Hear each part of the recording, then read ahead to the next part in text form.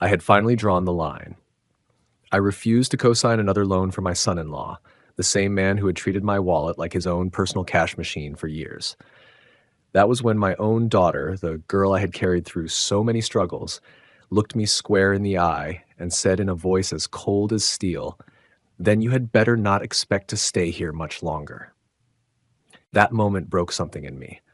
I could not take another insult, so I packed my pride and left without waiting to be thrown out. Funny thing, though, afterward, they came begging me to return. Before we continue, please subscribe to stay updated on our latest stories. That night, the clatter of dinner plates echoed as I set them down one by one on the polished mahogany table. It was February in Portland, the kind of evening where the chill still lingered like leftover winter. Yet inside the dining room, the air felt heavy, almost too warm, thick with something I could not quite name. Ethan sat there with that familiar expression plastered across his face, the look of a boy about to unwrap his dream present on Christmas morning.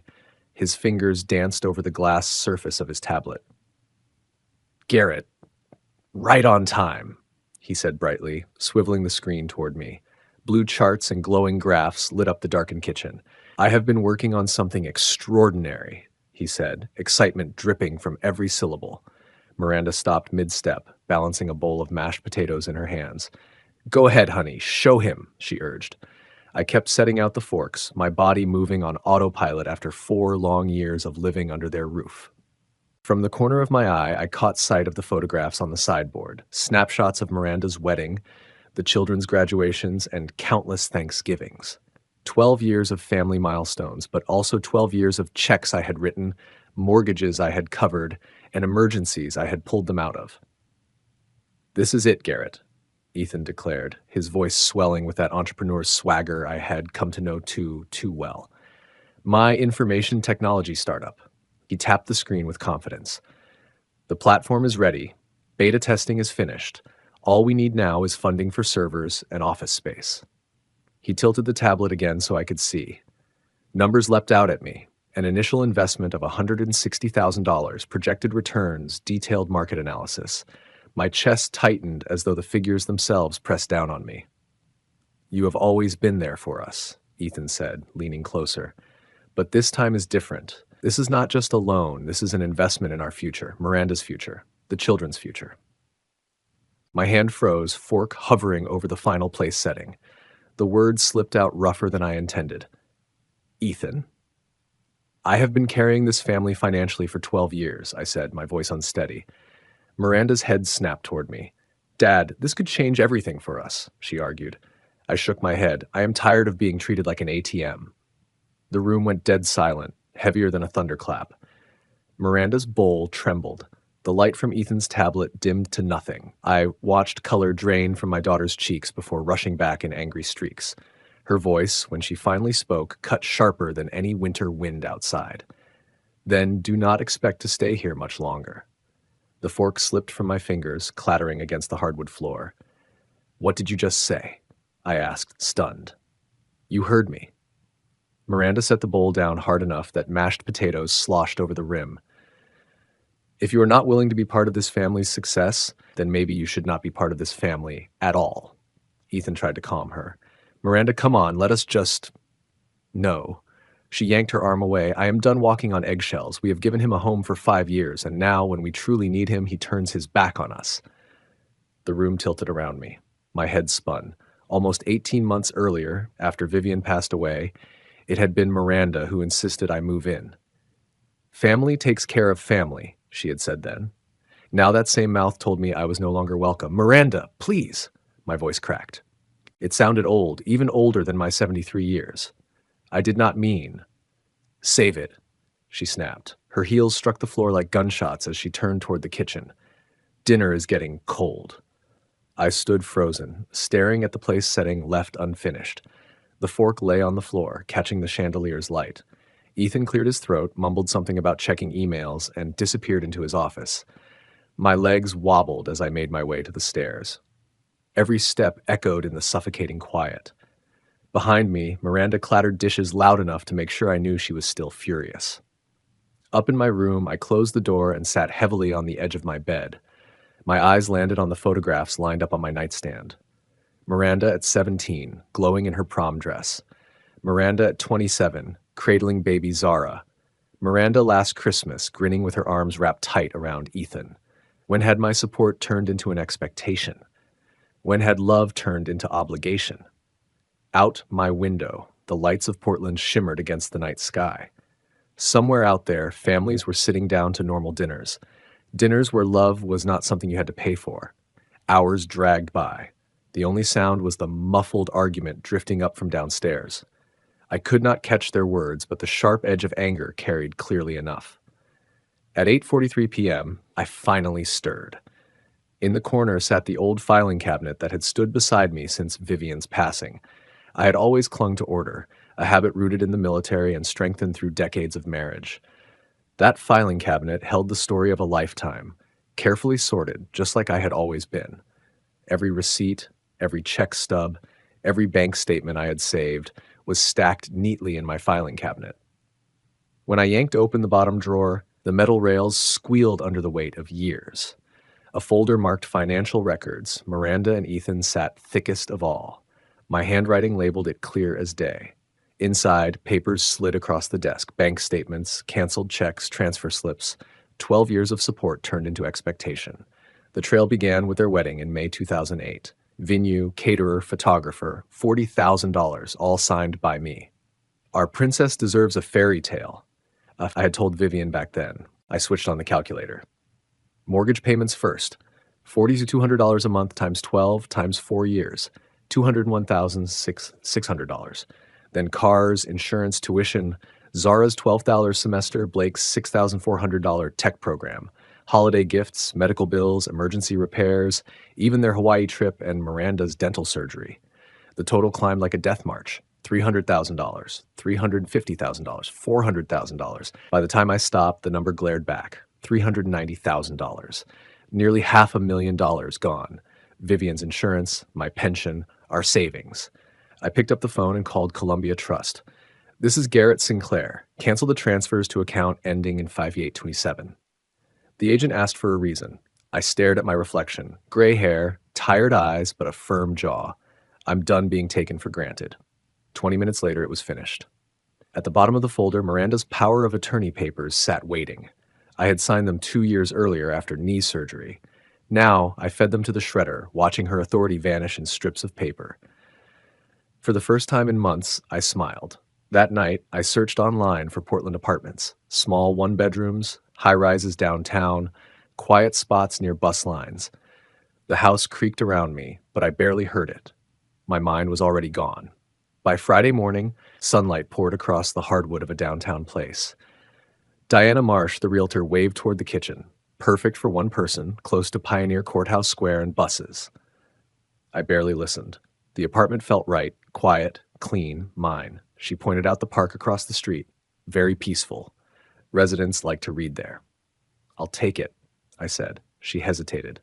Don't you want to see the bedroom, the bathroom? We haven't even discussed lease terms.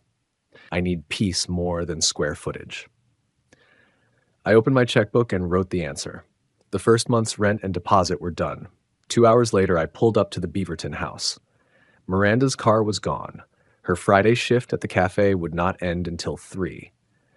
Ethan's sedan was missing too, probably parked at his co-working space while he chased another big idea. The house key felt heavy as I turned it. Walking through rooms I had called home for 5 years, I decided quickly. The wedding albums and my military medals came with me. The recliner Vivian gave me at 68 stayed behind. They had grown used to it. The piano had been Vivian's pride, but Miranda claimed it after the funeral, talking about how Zara might play it one day.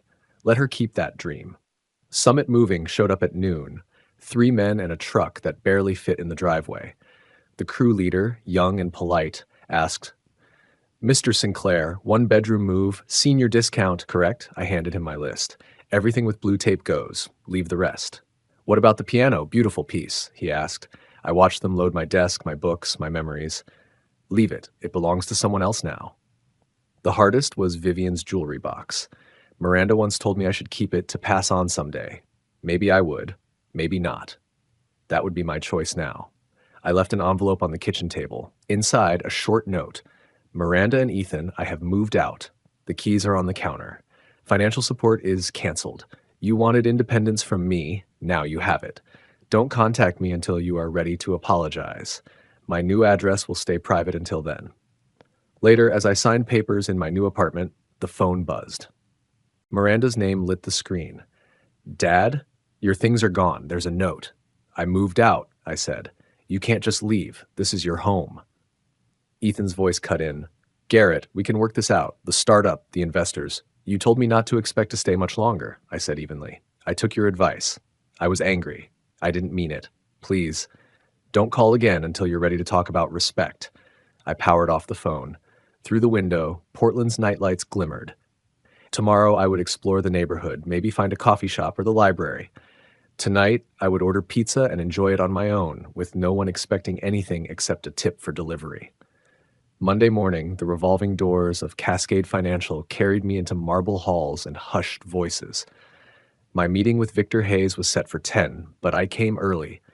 Preparation had become habit. Mr. Sinclair? Victor rose from behind his desk, hand extended. He was 20 years younger, sharp in his gray suit. I've got your accounts here. We sat facing Burnside Avenue through tall windows. Outside, commuters hurried to their jobs. Inside, I was preparing to shed mine. You want to cancel the $4,200 monthly transfers? They've been running 5 years straight.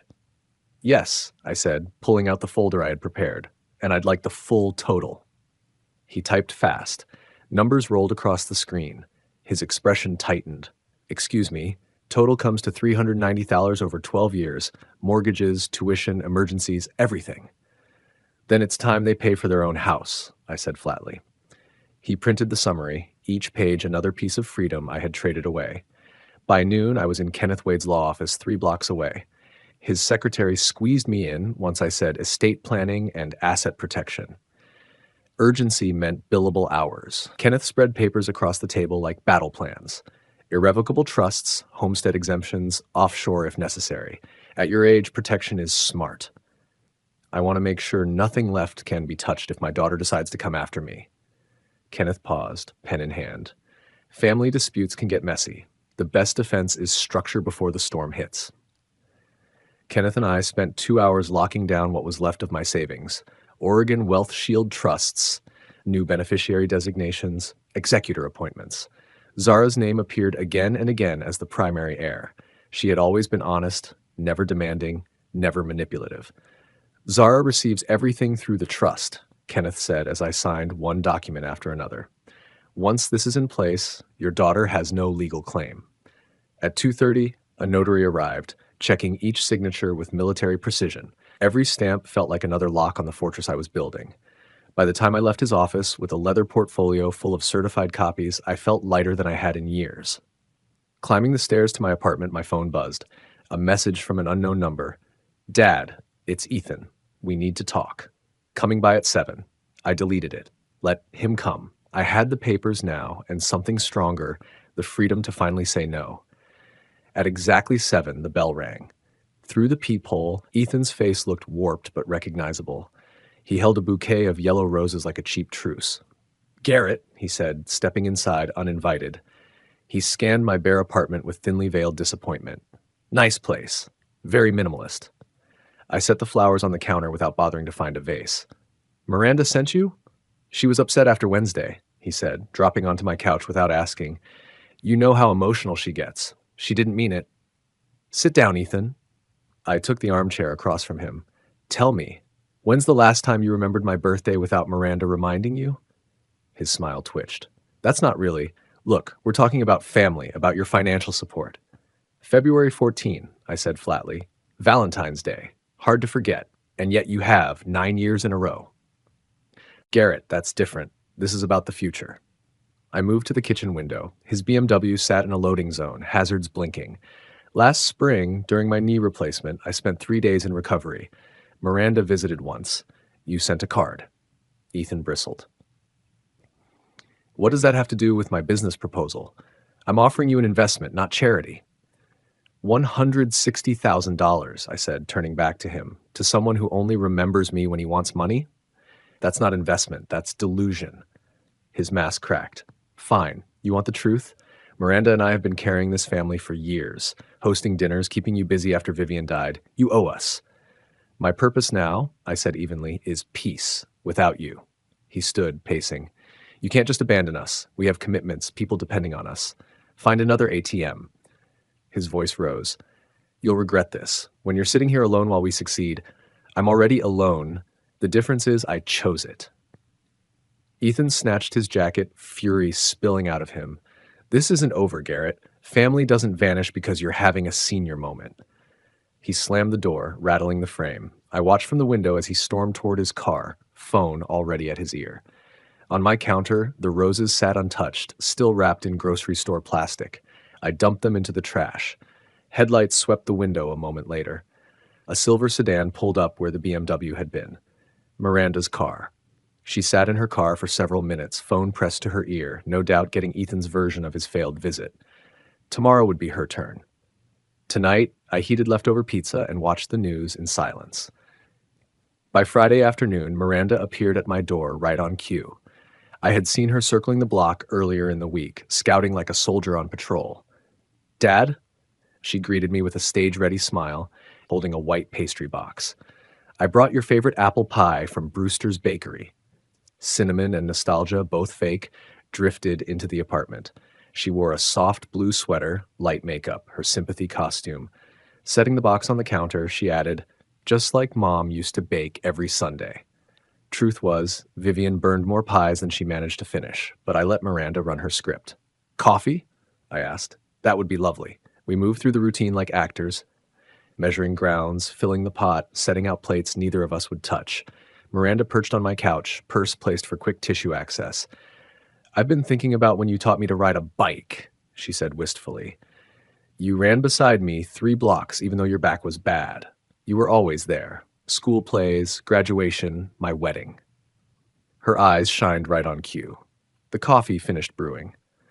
I poured her cup, adding cream out of habit. Then I asked, when did you last visit me in the hospital after my surgery? Her act faltered. Dad, I was overwhelmed. The kids needed me. Ethan came once. You sent flowers. Zara drove up twice. Blake called daily. Her lower lip quivered.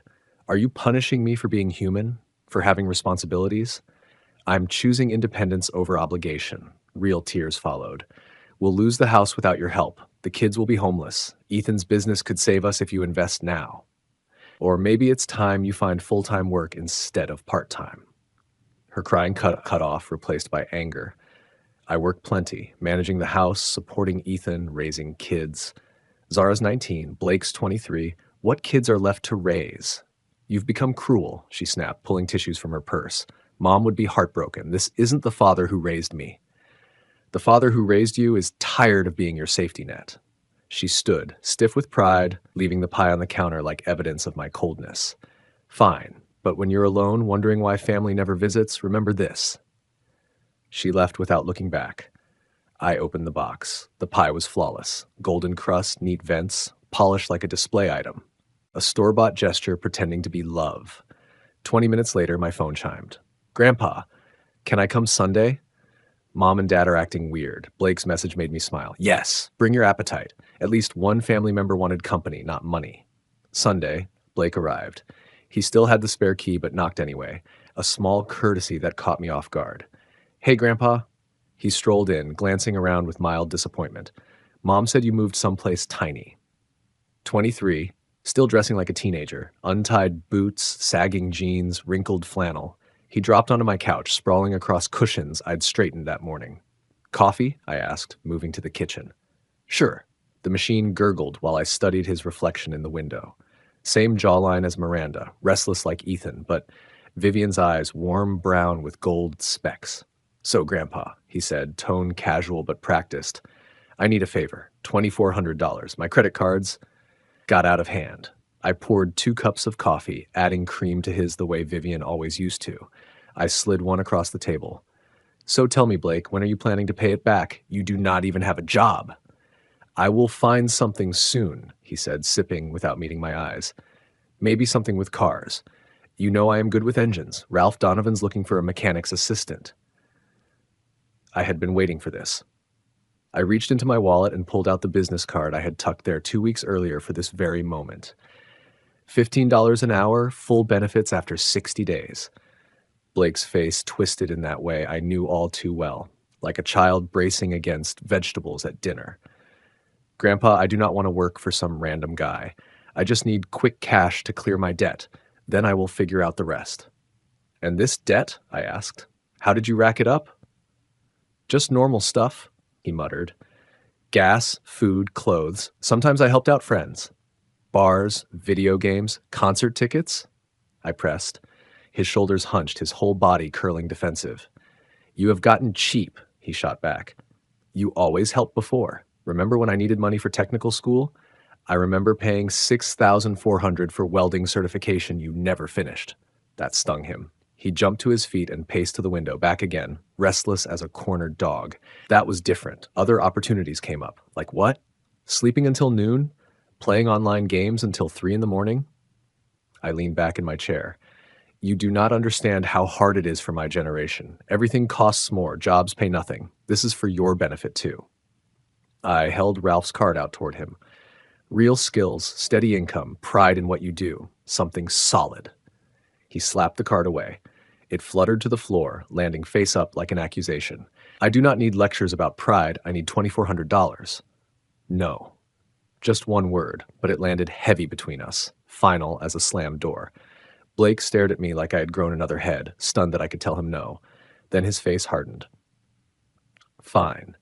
Do not expect me to visit anymore. Do not expect me to care when you are old and lonely. I am already old, Blake, I said evenly, and I am starting to prefer lonely over used. He stormed out, slamming the door hard enough to rattle the neighbor's wind chimes. From the window, I watched him march down the sidewalk, phone pressed to his ear. No doubt Miranda was about to get the report of his failure. My own phone rang before he even reached the corner. Zara's name lit the screen. I held it for a second, wondering what crisis I was about to hear, then pressed accept. Grandpa? Her voice sounded worn down, too heavy for 20 years old. I am glad you answered. It is chaos at home. Mom's screaming that everything's your fault. I leaned back in my armchair watching Blake shrink to a dot on the street. And what does Ethan say about his miracle business plan? He sold his BMW yesterday, Zara said quietly. The bank is threatening to take the house if they miss another mortgage payment. Warm satisfaction spread through me like good whiskey. 12 years of automatic transfers, and they could not even last 2 weeks without me. Maybe it is time for them to finally grow up, Zara. Mom took extra shifts at the cafe. She is working 60 hours a week, coming home exhausted and angry. They are fighting constantly about money. By Wednesday morning, I was strolling through Laurelhurst Park. Miranda's calls buzzed against my pocket, unanswered. The March sun touched my face, warmer than it had felt in months. Or maybe it was just freedom that made the air feel different. My days had fallen into a steady rhythm I hadn't known in years. Coffee at 7, the newspaper until 8, a walk through the park by 9:30, no frantic phone calls ruining breakfast, no guilt trips during the afternoon, just peace. The homeless man who fed pigeons near the sculpture garden nodded as I passed. We had built an unspoken understanding, two men who had chosen solitude over the tangle of family drama. You look happier these days, he said, scattering crumbs to a crowd of birds. Learning to live for myself, I answered. Smart man. Family can bleed you dry, if you let them. Back at the apartment, my phone showed 14 messages, all from Miranda, each one more desperate than the last. Dad, please call. We can fix this. The bank wants $6,700 now or they'll foreclose. Ethan's trying for loans, but his credit's shot. I'm working double shifts. My feet are bleeding. The neighbors are whispering about us. You're destroying the family over money. Please, just this once, help us catch up. I deleted them all without a second thought, then checked my accounts online. Numbers looked good, shielded by the fortress Kenneth Wade had built. Miranda couldn't touch a cent. That evening, while I ate leftover soup in peace, the phone rang again. Zara, I answered. Grandpa, Mom collapsed at work. They say it was exhaustion. She's okay, but her voice cracked. Zara, your mother chose this road, I said evenly. I set fair boundaries. She answered with manipulation. Blake came by asking for money for rent, she went on. Mom tore into him for half an hour. Good. Maybe she's finally learning. Through the window, downtown Portland shimmered with light. Somewhere across the city, my daughter was wearing herself out, trying to maintain a lifestyle built on my bank account. My son-in-law was learning that charm couldn't pay mortgages. My grandson was meeting responsibility for the first time in his life. I should have felt guilty. Instead, I felt free. The evening rolled on undisturbed. News at 7, reading until 9, early bed without family voices in my ear. The apartment Miranda mocked as tiny felt just right for a man who had spent 5 years shrinking himself to fit everyone else's needs. At around 10, movement outside my window caught my attention. A small group had gathered at the entrance of my building. Ethan's silhouette was unmistakable, hands cutting through the air as he barked instructions. I stayed in the dark, counting heads. 5, maybe 6. More than just Miranda and Ethan this time. They moved with purpose, like they had rehearsed it. Ethan led the way, Miranda beside him, Blake dragging his feet behind. 2 older figures brought up the rear, Gerald and Patricia Novak, Ethan's parents. Zara trailed along, reluctant even from a distance. I'd only seen the Novaks a handful of times in 12 years. Gerald, a retired factory man who believed hard work solved everything except his son's laziness. Patricia skilled in the same kind of manipulation she had clearly passed down to her boy. The group slipped into the building. A minute later, fists hammered my door. "Garrett, open up. We need to talk." Gerald's voice had the bark of a man used to being obeyed. I peered through the peephole, 6 faces lined up like soldiers in an intervention. Ethan held flowers again. Miranda clutched tissues. Blake sulked at the back. The Novaks flanked them like backup singers in a very off-key song. "Garrett, you're destroying this family," Gerald barked again. "Ethan is a good man trying to build something." I opened the door but kept myself planted firmly in the threshold. "Your son used me like an ATM for 12 years. "Family duty," Patricia cut in, her voice sharp. "You should be helping young people get started." "I did," I said flatly. "What I really did was help build a pattern of dependency. I'm ending that now." The hallway felt too small with 6 adults pressing in. Ethan gestured toward my apartment. "Can we come inside? This is too important for the hallway." "No." Miranda stepped closer, mascara smudged, tears already in position. "Dad, I know you're upset, but this has gone too far. We could lose everything." "Then maybe you should have thought about that before telling me not to expect to stay much longer." "I was angry," she stammered. "I didn't mean—" "You meant it," I cut her off. "All of you meant it. I was convenient when you needed money, disposable when you didn't." Gerald's face reddened. "You're being selfish. At your age, you ought to be thinking about legacy, about passing something to the next generation." "My legacy," I said, voice steady, "is teaching responsibility, not enabling failure." From the back, Blake finally piped up. "Grandpa, you're being mean. You never used to be like this." "Leave Grandpa alone," Zara cut in sharply. "You never cared about him." Her words hit the group like a slap. She raised her voice over theirs, strong and clear. "When did any of you visit him in the hospital? When did you ever remember his birthday without someone reminding you?" Patricia turned on her with that sugary cruelty I'd seen before. "Young lady, adults are talking. You don't understand the complexities. I understand you're bullying an old man because he won't hand you money anymore." Zara shot back. The hallway exploded with noise. Ethan demanded respect for his parents. Miranda sobbed about losing the house. Gerald thundered about family duty. Patricia whined about ungrateful children. Blake muttered about fairness. Zara alone stayed quiet after that, standing a little apart, her eyes locked on me, far older in wisdom than her years allowed. "Enough." My voice cut through all of it like a blade. "I gave Miranda and Ethan $390,000 over 12 years, weddings, mortgages, emergencies, so-called opportunities. And what did I get back? Forgotten birthdays, ignored hospital stays, and endless demands for more." "That's what family does," Gerald barked, sputtering. "You help each other." "Help flows both directions," I said coldly. "What you call family was exploitation." I stepped back into my apartment, my hand closing on the door. "Don't contact me again until you're ready to apologize. Zara, you're always welcome. The rest of you, learn to handle your own lives." I closed the door with finality. Through the wood, the arguments carried on. Ethan's parents scolding Miranda, Miranda crying, Blake complaining, Zara trying to defend me against the rest. I walked to the kitchen window and waited. 20 minutes later, I saw them spill out onto the sidewalk, still bickering. Zara broke away, turned back, and waved up at my building. Even from 3 floors above, I saw it. The others climbed into Gerald's old pickup and drove off. Zara lingered a minute longer before heading toward the bus stop. Peace returned to my apartment. The silence wasn't empty anymore. It was mine. Chosen.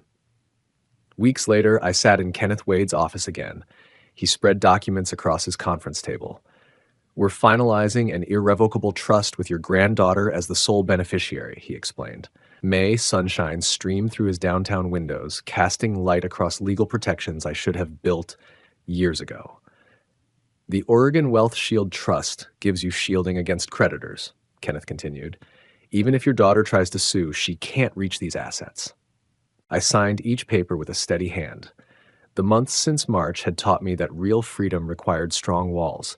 No more power of attorney, no more emergency access, no more loopholes for manipulation. "International diversification for your pension would also be wise," Kenneth added. "Canton Swiss banking provides legitimate privacy." By noon, the fortress was complete. Wire transfers, trust accounts, safeguards, higher walls than any guilt trip could ever scale. That afternoon, Diana Marsh drove me through Lake Oswego neighborhoods. "Silence costs more out here than downtown chaos," she joked as we toured. But when we stopped at a cottage on Oswego Lake, I knew. 2 bedrooms, a wide deck overlooking the water, garden space that Vivian had always wanted. The last owner was a veteran, Diana explained. He left it to his daughter, but she's in California. She wants a quick sale. I made my offer on the spot. Full asking price, cash down, no contingencies. The seller accepted within hours. That evening, I went to the Milwaukee Community Center for their weekly dinner. Retirement had opened time I hadn't allowed myself during the years I played family ATM. Conversations flowed easy among men who understood service, sacrifice, and the price of loyalty. "You look happier these days, Garrett," said Ralph Donovan, the same garage owner Blake had turned down. "Family situation resolved?" "I resolved myself out of it," I told him. "Smart man. Family will drain you dry if you let them." As dessert was served, I caught the eyes of a woman across the room. Silver hair, brown eyes behind glasses, the kind of smile that carried wisdom earned through life's rough edges. Claire Whitmore. "Don't think I've seen you here before," she said, offering me apple pie from a tray of homemade desserts. "Just started coming," I replied. "Garrett Sinclair." "Claire Whitmore. I volunteer here twice a week. Lost my husband 4 years ago. Heart attack. Teaching kept me busy, but retirement needs structure." We talked until the janitor started stacking chairs. She told me about 32 years teaching 4th grade, 2 grown children who lived responsibly, and a life she'd held together without leaning on anyone. As she gathered trays, I asked, "Maybe we could continue this conversation over coffee sometime." Her smile widened. "I'd like that very much." The cottage purchase wrapped up in just 3 weeks. I moved from my downtown apartment to a lakeside retreat with the ease of someone who had finally learned to travel light. The deck became my place for morning coffee, Oswego Lake my evening meditation. Claire came by the second Saturday after I settled in, carrying a tin of homemade cookies and a genuine curiosity about my new space. We sat side by side on the deck, watching sailboats glide across the water, talking about books, travel dreams, and the relief of building a life around choice instead of obligation. "Independence at our age feels revolutionary," she said, accepting a second cup of coffee. "I spent 12 years forgetting what it felt like," I admitted. As the sun dipped low and painted the lake in copper light, the phone rang. Zara's name flashed across the screen, my first family-related interruption in weeks. "Grandpa, you're not going to believe this," she said, her voice heavy with both exhaustion and vindication. Claire and I were grilling salmon on the deck, the golden hour turning our dinner into something like a celebration. "Tell me," I said, settling deeper into my deck chair, the one I'd started reserving for family calls. "Mom and Dad are divorcing. She filed papers last week. Said she finally realized Dad's business dreams were always just dreams." Claire glanced up, raising an eyebrow, but kept seasoning vegetables with that steady, quiet competence I'd come to admire. She didn't need explanations. She understood the mess families could create. "I'm sorry to hear it, Zara, but everyone has to face the consequences of their choices." Mom's working 70 hours a week between two jobs. Dad's back living with Grandma Patricia. His startup collapsed completely. Turns out he's awful with money. The irony wasn't lost on me. Ethan, who had once demanded I invest in his so-called brilliance, couldn't even handle the money he already had. Miranda, who told me not to expect to stay under her roof, was now learning what real independence demanded. Blake called me yesterday, Zara added. He wanted your number. My shoulders stiffened. What did he say? He's been working at Ralph's Auto for 2 months, making steady money, learning real skills, said he wants to apologize and thank you. Claire smiled, squeezing my shoulder. She had heard the whole story of Blake storming out, and she understood why I hadn't given in. 20 minutes later, the phone rang again. Blake this time. Grandpa, I hope you don't hang up. I'm listening. I wanted to thank you, and I'm sorry for calling you mean. Ralph's teaching me engine rebuilds. I'm making enough to move into my own apartment next month. That's excellent news, Blake. I get it now. If you'd given me the money, I would have wasted it. I had talent, but no work ethic. Ralph's showing me both matter.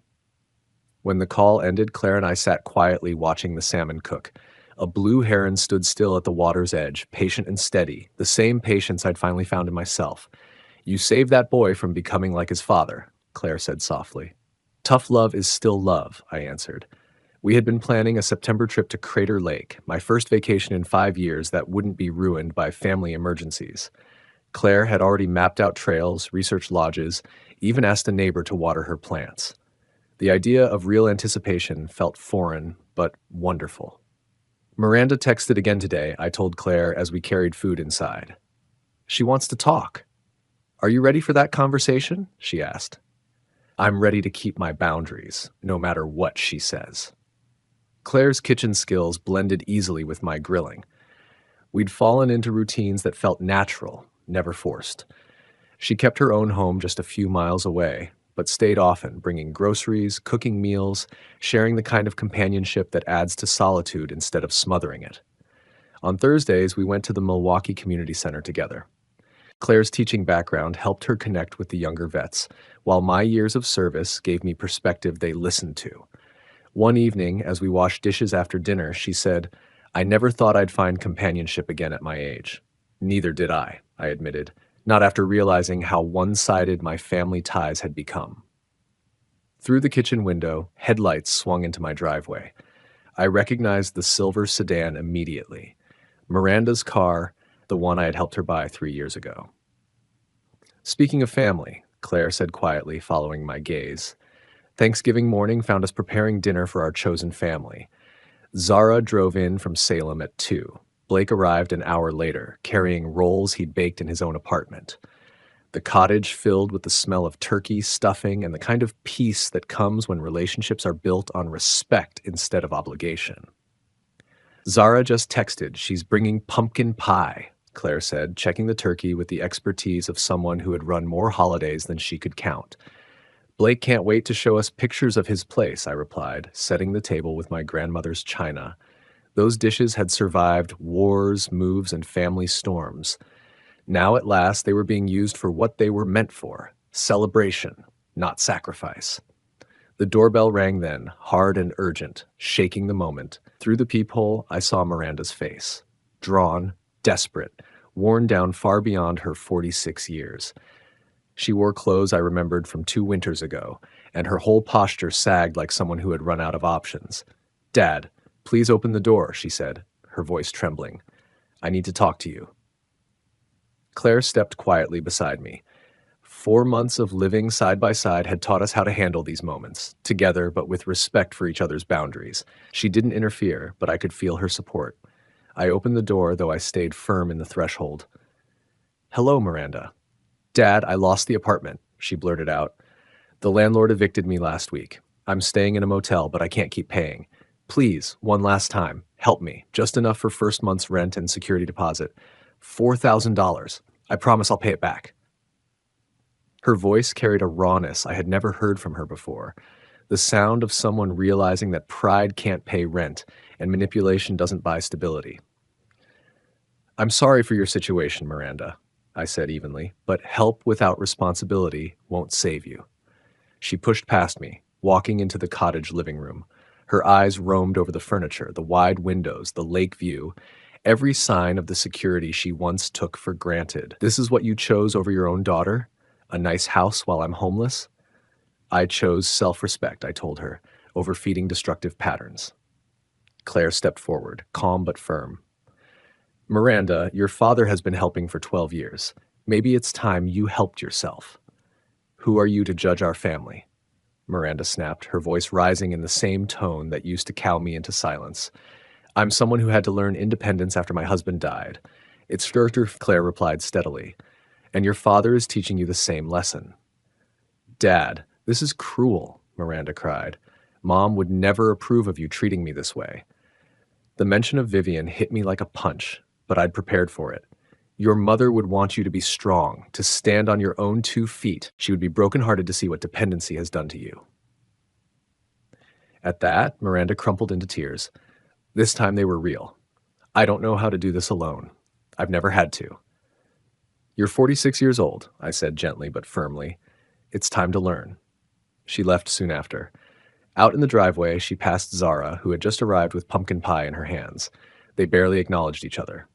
Zara stepped inside wearing the look of someone who had seen enough drama to know it by heart. Mom asked me to convince you to help her, she said, setting the pie on the counter. And what did you tell her? I asked. That you've already done more than enough. And maybe losing everything is the only way she'll learn what working people already know. An hour later, Blake arrived carrying warm rolls and photos of his one-bedroom apartment. His face carried a kind of satisfaction I'd never seen in him before, the pride of earning, of standing on his own. Grandpa, I saw Mom leaving as I drove up, he said. She looked upset. Your mother is finally learning hard lessons about responsibility, I told him. Good, Claire said firmly. Real love sometimes means letting people face the consequences.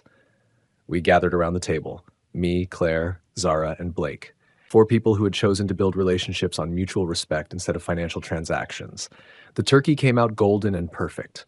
Conversation flowed easy. Gratitude filled the air, real and unforced. My phone rang during dessert. Miranda's name lit the screen. I looked at it, then at the 3 faces around my table. People who valued me for being here, not for what I could provide. People who gave as much as they received. I turned the phone off and set it aside. More pie, anyone? Outside the windows, Oswego Lake caught the last of the sunset, perfectly still. Inside, I sat surrounded by my chosen family, a family built on respect, independence, and love that lifted rather than drained. The silence around us wasn't empty anymore. It was complete. To hear the next story, click the box on the left. And as always, thank you for watching.